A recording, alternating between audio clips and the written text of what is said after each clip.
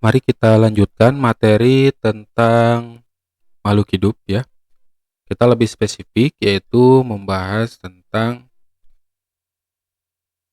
keragaman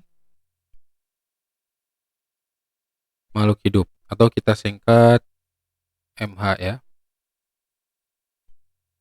Nah, keragaman makhluk hidup ini bisa kita amati dimulai dari tingkat yang sederhana hingga tingkat yang kompleks. Namun, walaupun disebutnya tingkat sederhana, bukan berarti mudah ya.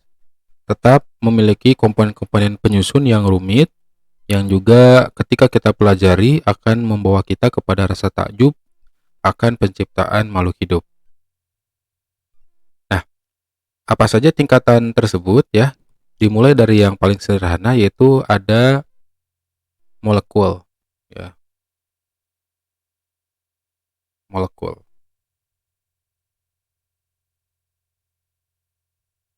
Nah, molekul ini merupakan bagian terkecil ya penyusun makhluk hidup. Jadi dari tingkat molekul ini kita bisa mempelajari, kita bisa mendapatkan keanekaragaman ya makhluk hidup. Misalnya hewan dan tumbuhan memiliki molekul penyusun tubuhnya yang berbeda. Dan begitupun antar makhluk hidup yang lain yang berbeda ya. Kemudian molekul-molekul ini akan bergabung ya, membentuk sel ya. Sebetulnya tidak langsung ke sel ya, karena molekul ini akan membentuk organel sel terlebih dahulu, yaitu bagian-bagian atau organ-organ penyusun sel. Namun di sini kita langsung ke sel ya. Pada tingkatan sel ini, keragaman makhluk hidup bisa dibedakan berdasarkan ada atau tidaknya membran inti ya. Yang pertama, membran inti. Ada makhluk hidup yang memiliki membran inti ya. Ada yang memiliki, ada juga makhluk hidup yang tidak memiliki ya, tidak memiliki. Nah, makhluk hidup yang memiliki membran inti ya biasanya disebut dengan istilah eukariotik ya. Sedangkan yang tidak memiliki membran inti biasanya disebut sebagai prokariotik.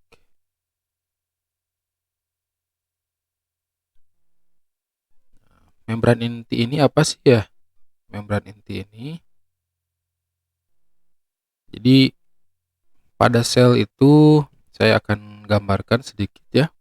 Namun ini akan lebih jelas dibahas pada materi tentang sel ya. Misalnya ini adalah membran sel.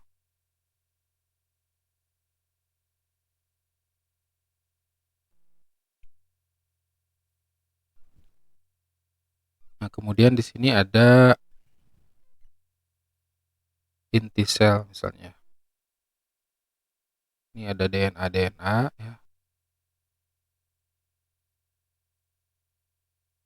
Nah, jadi di dalam inti sel ini biasanya terdapat eh, kode gen ya, untaian DNA.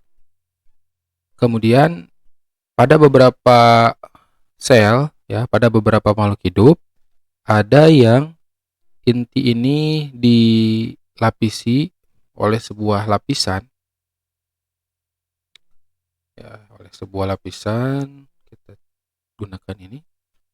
Nah, ada yang namanya membran inti.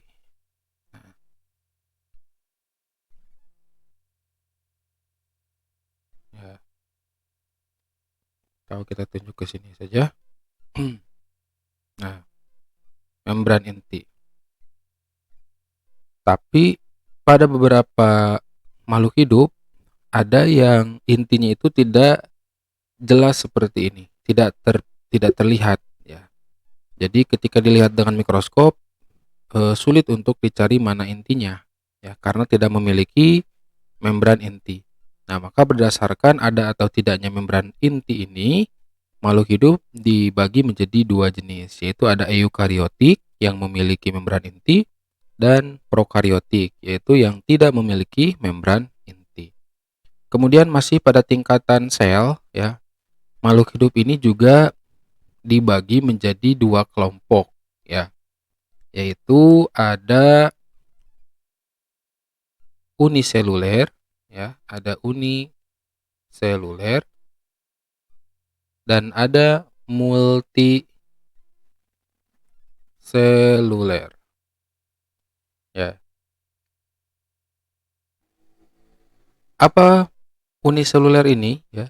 Uniseluler ini adalah makhluk hidup bersel satu ya, sel satu. Sedangkan multiseluler bersel banyak.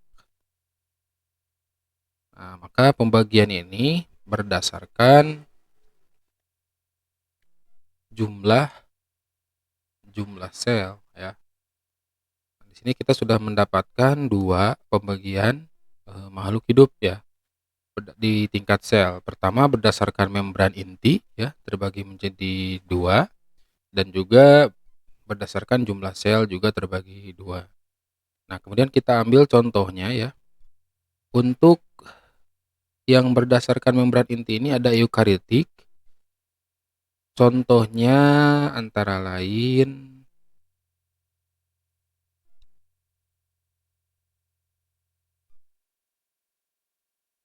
hewan ya, kemudian tumbuhan. Nah, ini adalah makhluk hidup yang memiliki membran inti ya, atau makhluk hidup eukariotik. Kemudian contoh dari prokariotik itu ada bakteri ya, kemudian alga ya. Nah, sekarang kita contoh yang berdasarkan jumlah sel ya.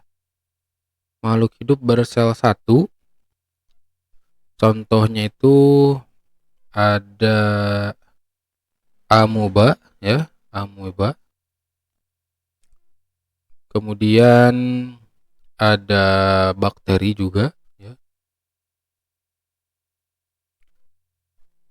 paramecium dan sebagainya ya. Nah, kemudian untuk yang multiseluler contohnya itu ada hewan, manusia ya, tumbuhan. Nah, itulah pembagian atau keanekaragaman makhluk hidup pada tingkat sel ya. Nah, kita sudah meningkat dari molekul kemudian sel. Kemudian pada tingkat selanjutnya ya, sel tersebut berkumpul dan membentuk jaringan.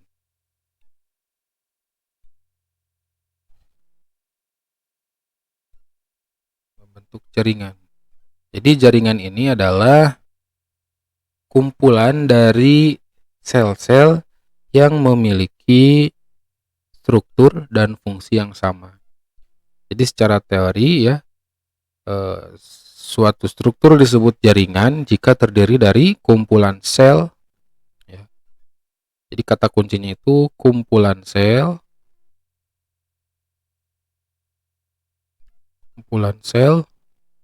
kemudian struktur dan fungsi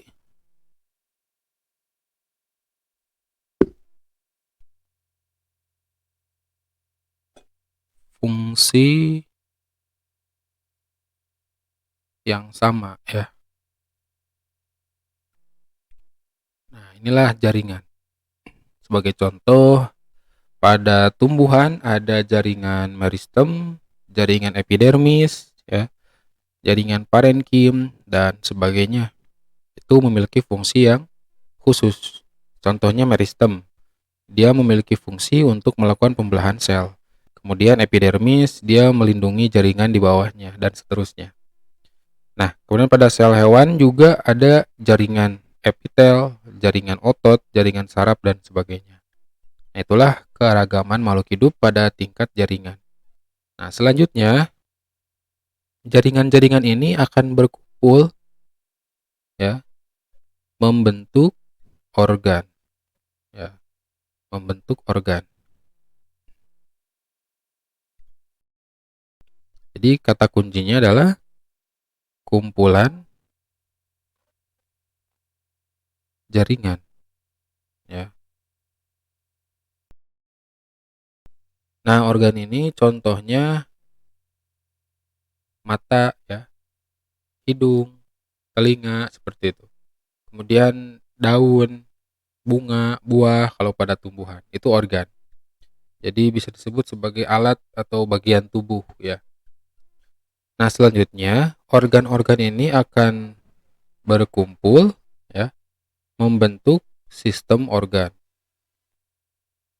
Sistem organ. Contoh dari sistem organ ini seperti sistem pencernaan, sistem pernapasan, sistem reproduksi, dan sebagainya.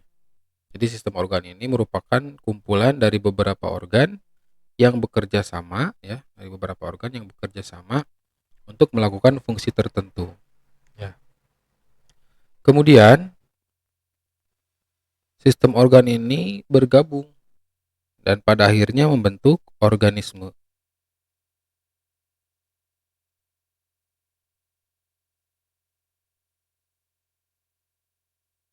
Organisme, ya.